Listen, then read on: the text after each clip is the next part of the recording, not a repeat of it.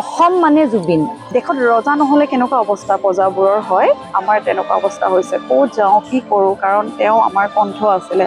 অসমীয়া জাতিটো মানে জুবিন গাৰ্গ, গতিকে খুব গৌৰৱ অনুভৱ হয়। এতিয়া আমি ভাবাই নাছিলোঁ যে আমাৰ ওচৰত এজন ঈশ্বৰ আছিল, আমি জুবিন যুগৰ আমি মানুহ।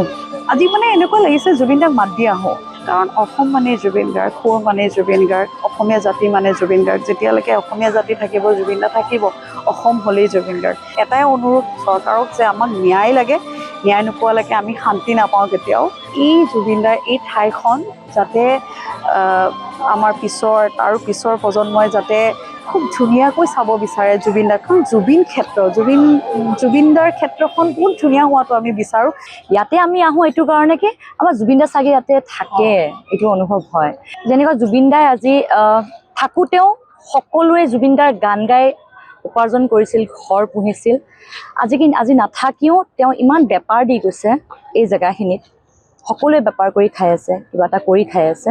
গতিকে তেওঁ নাথাকা অৱস্থাটো তেনেকুৱাকৈ কৰি খাই আছে। বৰ গৌৰৱৰ কথা, আমি খুব গৌৰৱ অনুভৱ কৰোঁ।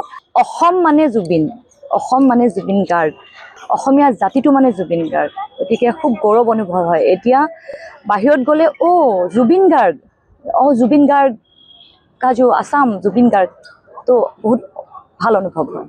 আৰু সকলোৱে ইয়াতে আহি আমি ভাবাই নাছিলোঁ যে আমাৰ ওচৰত এজন ঈশ্বৰ আছিল, গতিকে তেখেতক আমি পাইছোঁ। আমি খুব গৌৰৱ কৰোঁ যে আমি জুবিন যুগৰ আমি মানুহ, আৰু আমি তেখেতক চুব পাৰিছোঁ, তেখেতক বহি হাঁহিব পাৰিছিলোঁ, তেখেতৰ লগত গান গাব পাৰিছিলোঁ।